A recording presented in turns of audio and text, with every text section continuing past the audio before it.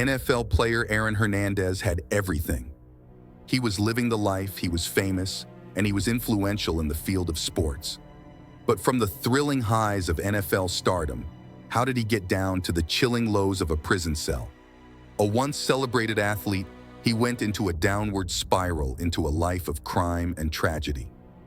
What drove him from the spotlight of football's grandest stages to the shadows behind bars? Today, we are going to dissect the story of a man who once had it all, only to lose it in the most dramatic and devastating ways. Discover the twists and turns in the shocking story of Aaron Hernandez, from the murders to the trials, to his untimely death. Aaron Hernandez was born in the busy town of Bristol, Connecticut, which is a cultural melting pot, a blend of vibrant Puerto Rican and Italian heritages. Aaron was shaped throughout his life by his parents' strong forces that were, however, oppositely acting. Dennis Hernandez, his father, was both an inspiration and a threat to Aaron, as he used a mixture of tough love and support in order to impose discipline upon him. On the other hand, there was another kind of turbulence brought about by his mother's presence in the equation. It was within this tangled family environment that early signs of aggression started to be apparent. Aaron's childhood years saw many such incidents, school fights and behavioral problems, that not only pointed towards deeper underlying concerns, but also hinted at what would later become more serious issues once he entered the wider world. These formative years spent in Bristol created the fundamental contradiction for a budding star. A young athlete torn between determination for success and inner demons that threatened to ruin everything for him. Aaron Hernandez's journey from high school to the highest level of the NFL was so quick and full of tension. His extraordinary skills on the field led him to be recruited early by the University of Florida, where he joined the Gators and made an immediate impression. Despite his accomplishments on the field, Aaron's time at Florida was not without controversy. A bar brawl that he participated in and a shooting investigation, as well as some other disciplinary issues, pointed to deeper underlying problems. All these incidences were, however, overshadowed by his undeniable talent and potential as an athlete. This concern over his actions away from football reached its height in 2010, when he fell to a lower draft position than expected given his talent alone. The New England Patriots selected him in round 4, but Hernandez immediately justified himself. His first seasons with the Patriots featured impressive performances, which rapidly established him as one of their main players. The move from college standout to professional football sensation was marred by lurking shades of his past deeds, which set up a career that had as much difficulty in it as it did athletic achievements. His early years in the league would soon reveal whether his past would catch up with him or if he could overcome the controversies that followed him from Florida. Aaron Hernandez's life was inexplicably complex off the field, mirroring many of the difficulties he experienced on it. His association with his fiancée, Shayana Jenkins, would be one of the most recognizable elements of his private life, featuring the birth of their daughter and marred by grief following his father's sudden demise. The loss greatly affected Hernandez, making existing pressures worse and contributing to increasingly disturbed behavior. In secret, Aaron had battled with parts of his life that he kept hidden from public view, as well as those close to him. He was thought to have struggled with substance abuse, while alleged links to gangs pointed towards a completely different life away from his NFL personality. Furthermore, there were aspects of his sexuality that he judged to be so important that he needed to hide them. This added another level of conflict and distress in his fight. Hernandez then texted Lloyd to get together and also texted 2 friends from Connecticut to hurry up to meet him. They say Hernandez was upset and seen with a gun before the group met to pick up Lloyd in Boston. They say Hernandez and his friends were seen picking up Lloyd around 2:30 a.m. Additionally, there were mental health problems that emerged in the form of paranoia and severe mood swings. Some people around him observed these signs but frequently misunderstood where they had come from or what they meant. This lack of knowledge and an inability to deal effectively with such challenges in mental wellness only made life more complicated for him, since it created a multitude of problems that would eventually cause the downfall in question. Odin Lloyd's murder was a turning point, an unexpected development that blindsided Aaron Hernandez. On June 17, 2013, Hernandez and two others were the last people to be seen with Odin Lloyd, a semi-pro footballer who dated his fiance's sister. The screen picked them, leaving Hernandez's abode in North Attleboro, Massachusetts, and by midnight, neighbors had heard gunshots. Several gunshot wounds scattered all over Odin's body were discovered the next day in an industrial park near Hernandez's house. The investigation quickly zeroed in on Hernandez as its main suspect after several condemnatory discoveries. Footages from Hernandez's home security system indicated that he was holding what looked like a gun close to the time that Lloyd is believed to have been killed. Cell phone records of Hernandez showed him at the scene, and tracks made by his car tires matched with those found when they investigated further into this case where Lloyd had died. Nonetheless, shell casings collected at the scene were found to match those picked up from a rental vehicle rented under the name of Aaron, further tying him closer to this killing. One could hardly believe it when the news of the arrest of a famous NFL player for murder broke out to the public and then to the media. The coverage was endless, with every minute detail about Hernandez's past scrutinized and his downfall put into bare relief. Police visited Hernandez's home several times and Wednesday morning brought him out in handcuffs. Later in court, Hernandez's lawyer tried to lay some of the groundwork of a defense. It is, at bottom, a circumstantial case. It is not a strong case. Within 2 hours of Hernandez's arrest and charging, patriots left him behind as they sought to disassociate themselves from the scandal. This decision by the Patriots came too quickly, underlining how serious were the accusations facing Hernandez, thereby marking an ultimate conclusion to his promising career in the NFL. As legal proceedings went on, America became engrossed by what unfolded as Hernandez changed from an American football star into a criminal defendant. This prompted a deeper conversation about crime and accountability in professional sports. The case against Hernandez would unearth a cycle of violence and betrayal that forever altered his legacy and those societies within which he once belonged. After his arrest and the massive media storm, Aaron Hernandez, going through the trial for the murder of Odin Lloyd, became the center of national interest. Even Aaron was surprised that his crimes got a lot of attention, according to some sources. The proceedings of the case gave everyone a glimpse into the complex layers of the NFL player's life, as well as the severity of his crimes. In the trial, testimonies that were used included those from his friends, family, and associates who painted a picture of the man's involvement in the crime. On the prosecution side, their strategy came with a lot of forensic evidence that undoubtedly linked Hernandez to the crime scene, which included videos and text messages that portrayed him as someone who was directly involved.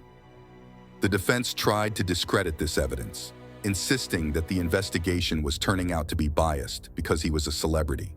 But in the end, Aaron Hernandez was found guilty of first-degree murder. Madam Foreperson, on indictment 2013-983-A, charging the defendant Aaron Hernandez with murder, what say you, Madam Foreperson? Is the defendant not guilty, guilty of murder in the first degree, or guilty of murder in the second degree? Guilty of murder in the first degree. Madam Foreperson, by which theory or theories, deliberate premeditation and/or extreme atrocity or cruelty? Extreme atrocity or cruelty. Indictment 2013-983-B, charging the defendant Aaron Hernandez with unlawful possession of a firearm while not at home or work. What say you, Madam Foreperson? Is the defendant not guilty or guilty? Guilty. Indictment 2013-983-C, charging the defendant Aaron Hernandez with unlawful possession of ammunition. What say you, Madam Foreperson? Is the defendant not guilty or guilty? Guilty. This decision shocked the nation, and outside the courtroom, media outlets tried to grapple with the impact of a former NFL star convicted of murder. This carried a heavy consequence because the decision of the court to put him in prison for the rest of his life meant the death of his public and professional life. While in prison, Aaron Hernandez's life was starkly different. He often got himself in trouble and had altercations with his fellow inmates. He does not comply with prison rules and ends up getting reprimanded all the time. But despite this, he managed to adapt to his new life in prison with an unsettling ease, and he was seen to be withdrawn and introspective most of the time. Though it is said that his relationship with his fellow inmates is highly volatile, there were times when he actually tried to seek a connection with them, which is probably because he knew he was going to be in there for the rest of his life. This was probably when the decline in his mental health became more noticeable, but it was shadowed by the harsh reality of spending his life sentence in prison, isolated from the outside world. In the days leading up to his tragic end, Aaron Hernandez appeared increasingly introspective, according to those close to him.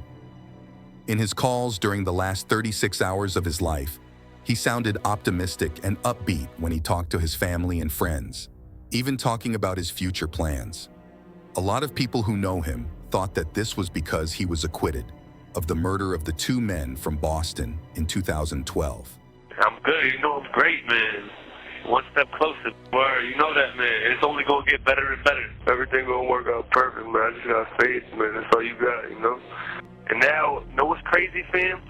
When everything flipped around, fam, and my innocence is proven, all them I already can see being nice to me now. Like, even these cops can change how they talk to me because they see the light at the end of the tunnel. His last phone call was to his fiancée, Shayana Jenkins.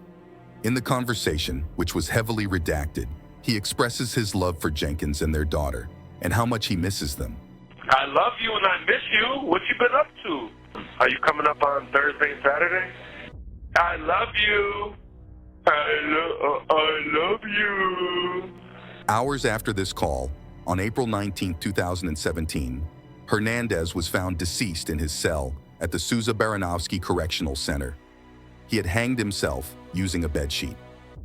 The prison officers discovered Hernandez's death while they were doing a routine check, and despite receiving immediate medical attention, he was pronounced dead shortly after.